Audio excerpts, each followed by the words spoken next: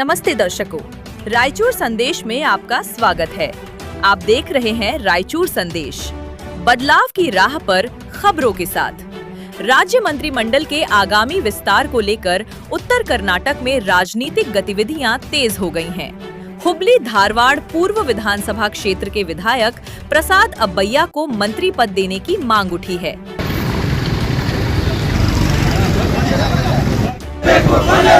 मंत्री स्थान ಕೊಡಲೇಬೇಕು ಮಂತ್ರಿ ಸ್ಥಾನ ಕೊಡಲೇಬೇಕು ಭಯ ಅವರಿಗೆ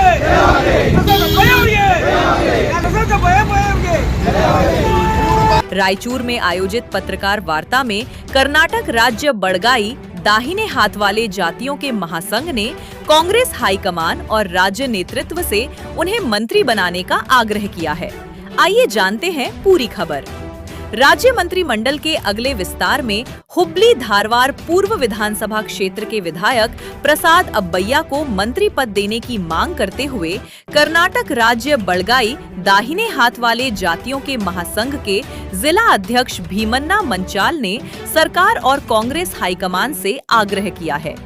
शहर के नृपतुंग होटल में आयोजित पत्रकार वार्ता में उन्होंने कहा कि डीके शिवकुमार के नेतृत्व वाली कांग्रेस सरकार में उत्तर कर्नाटक के बड़गाई दाहिने हाथ वाले समाज को पर्याप्त प्रतिनिधित्व नहीं मिला है।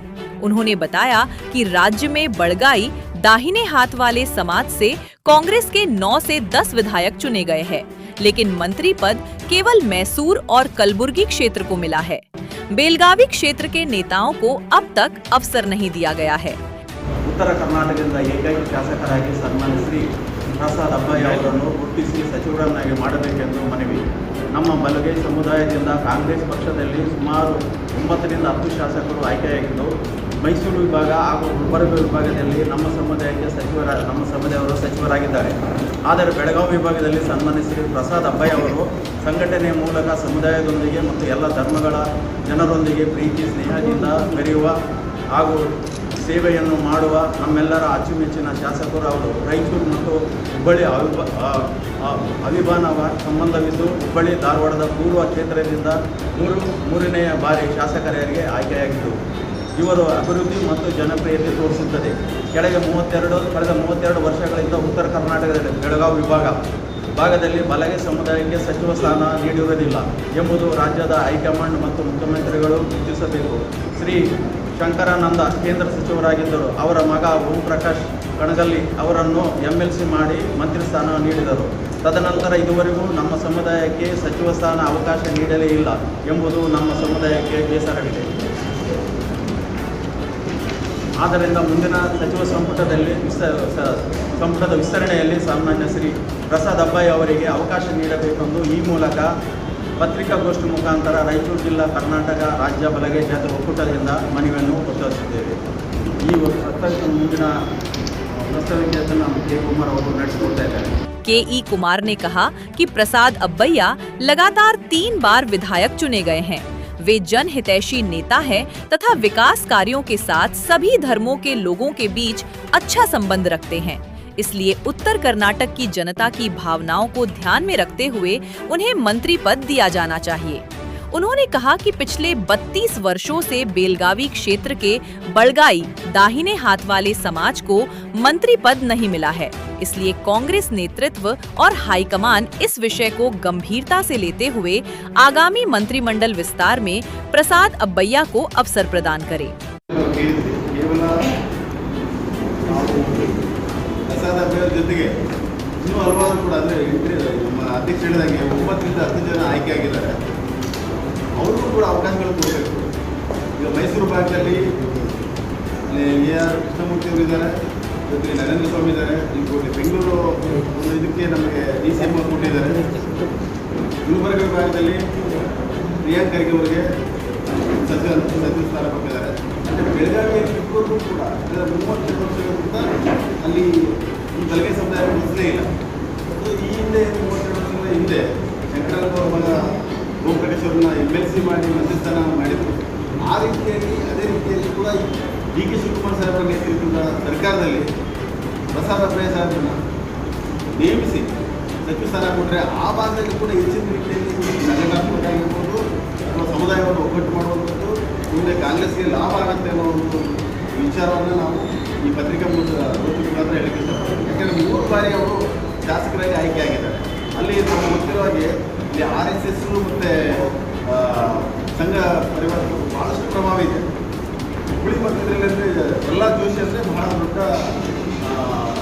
ಇದು ಈ ಕೇಂದ್ರ ಸರ್ಕಾರದಲ್ಲಿ ನಾವೇನಾದರೂ ಗುರುತಿಸ್ಕೋಬೇಕಂದ್ರೆ ಮೋದಿಯವರ ನಂತರ ಗುರುತಿಸ್ಕೊಳ್ಳೋದು ನಮ್ಮ ಪ್ರಹ್ಲಾದ್ ಜೋಶಿ ಅವರು, ನಮ್ಮ ಭಾರತವರು.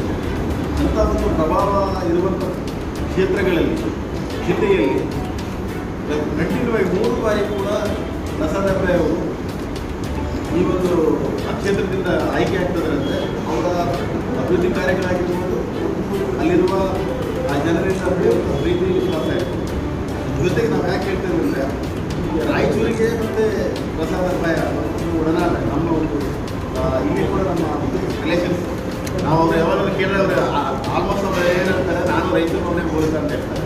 ನಾವು ಮಾತ್ರ ಹೇಳಬೇಕಲ್ಲ, ನಾವು ರೈತರಿಂದ ಬಂದಿರ್ತಾರೆ, ನಾನು ಬೇರೆಯವನ್ನಲ್ಲಪ್ಪ ನಿಮ್ಮೂರವನ್ನೇ ಅಂತ ಹೇಳ್ತಾರೆ. ಹಾಗೆ ಆ ಒಂದು ನಿಕಟವಾದ ಸಂಬಂಧ ಇರೋದ್ರಿಂದ ನಾವು ಈ ಒಂದು ಪತ್ರಿಕೆಗೋಷ್ಠಿ ಮುಖಾಂತರ ಪ್ರಸಾದ್ ಅಬ್ಬೆ ಅವರಿಗೆ ಯಾಕೆ ಕೊಡಬಾರ್ದು, ಯಾಕಂದರೆ ಆ ಭಾಗದಲ್ಲಿ ಗುರುತಿಸಬೇಕು. ಬೆಳಗಾವಿ ವಿಭಾಗದಲ್ಲಿ ಗುರುತಿಸಿರೋದ್ರಿಂದ ಆ ಪಕ್ಷಕ್ಕೂ ಒಂದು ರೀತಿಯ ಶಕ್ತಿ ತುಂಬುತ್ತೆ, ಅದ್ರ ಜೊತೆಗೆ ಸಮುದಾಯಕ್ಕೂ ಕೂಡ ಒಂದು ರೀತಿಯ ಏನು ಬೇಸರ ಇದೆ ಆ ಬೇಸರನ ಕಳಿಸ್ದಂಗೆ ಆಗುತ್ತೆ. ಇಲ್ಲಾಂದರೆ ಮುಂದಿನ ದಿನಗಳಲ್ಲಿ ಆ ರೀತಿ ಗುರುತಿಸಲಿಲ್ಲ ಅಂದರೆ ಯಾಕಪ್ಪ ನಾವು ಇಲ್ಲಿಗೆ ಮತ ಚಲಾಯಿಸಬೇಕು ಅನ್ನೋ ಒಂದು ಇದನ್ನು ಆ ಕಾಂಗ್ರೆಸ್ಗೆ ಹೋಗ್ಬೋದು ಅನ್ನೋದಕ್ಕೆ ಒಂದು ಮನರಂಜನೆಗಳು ಎಲ್ಲೋ ಒಂದು ಕಡೆ ಪ್ರಸಾದ ಆಗಲಿ ಹುಬ್ಬಳ್ಳಿಯಲ್ಲಿ ಪ್ರತಿಭಟನೆಗಳು ಪ್ರೊಟೆಸ್ಟ್ಗಳು ನಡೀತಾ ಇದ್ದಾವೆ. ಸೊ ಅದೇ ರೀತಿಯಾಗಿ ನಾವು ಕಾದು ನೋಡ್ತಾ ಇದ್ದೀವಿ. ಮುಂದಿನ ದಿನಗಳಲ್ಲಿ ಏನಾಗ್ತದೆ ನೀವೇ ನೋಡ್ತೀವಿ. ಅದರ ಜೊತೆಗೆ ಆ್ಯಕ್ಚುಲಿ ನಮಗೆ CM ಸ್ಥಾನ ಸಿಗಬೇಕಾಗಿತ್ತು, CMನೇ ಓಡಾಡ್ತಾ ಇದ್ವಿ. ಆದರೆ ಯಾವುದೋ ಒಂದು ಕಾರಣಾಂತರಗಳಿಂದ ಅವರ ಪಕ್ಷದ ಹೈಕಮಾಂಡ್ ಒಂದು ನಿರ್ಧಾರದಿಂದ ಇವತ್ತು ಇಲ್ಲ ಪರಮೇಶ್ವರ ಆಗಿರ್ಬೋದು, ಖರ್ಗೆ ಸೀನಿಯರಿಟಿ ಮೇಲೆ ಇದು ಮಾಡಬೇಕಂತ ಅದನ್ನು ಒಂದು ಬೇಡಿಕೆ ಇತ್ತು. ಒಂದು ಕಾರಣಾಂತರಗಳಿಂದ ನಮಗೆಲ್ಲ ಗೊತ್ತಿದೆ ರಾಜಕೀಯದಲ್ಲಿ ಏನು ನಡೀತದೆ. ಆ ಒಂದು ಕಾರಣದಿಂದ DC ಮತ್ತೊಂದೆಲ್ಲ ನಾವು ತೃಪ್ತಿ ಪಡಬೇಕಾಗಿದೆ. ಮುಂದಿನ ಸಲ ಬೇಡಿಕೆ ಇಡ್ತೀವಿ ನಾವು. ಮುಂದಿನ ಸಲ ಮಾತ್ರ ನಮ್ಮ ಸಮುದಾಯಕ್ಕೆ CM ಸ್ಥಾನ ಕೊಡಲೇಬೇಕು. ಯಾಕಂದರೆ ಎಲ್ಲ ರೀತಿಯ ಅರ್ಹತೆ ಇದ್ದೀವಿ, ನಾವು ದುಡಿದಿದ್ದೀವಿ. ನಮ್ಮ ಪೂರ್ವಕರಿಂದ ಹೇಳಿದ್ರು ಇಲ್ಲಿವರೆಗೂ ಕೂಡ ನಾವು ಕಾಂಗ್ರೆಸ್ ಬಿಟ್ಟು ಬೇರೆ ಯಾವ ಪಕ್ಷಕ್ಕೂ ಓಟ್ ಹಾಕಿಲ್ಲ. ಅದನ್ನು ಅವರು ಭಾಳ ಇದರಲ್ಲಿ ತೊಗೊಳ್ಬಾರ್ದು, ಸರಳವಾಗಿ ತೊಗೊಳ್ಬಾರ್ದು. ಎಲ್ಲ ಮುಖ್ಯಮಂತ್ರಿಯಾಗಿದ್ದೀವಿ, ನಮಗೂ ತಾಳ್ಮೆ ಕಟ್ಟೆ ಮೀರಿದೆ. ನಾವು ಹೇಳಿದಂಗೆ ಮುಂದಿನ ದಿನಗಳಲ್ಲಿ ಹೋರಾಟ ಮಾಡ್ತೀವೋ, ಅವ್ರು ಯಾವ ರೀತಿ ಕಲಿಸ್ತೀವೋ ಎರಡನೇ ವಿಚಾರ.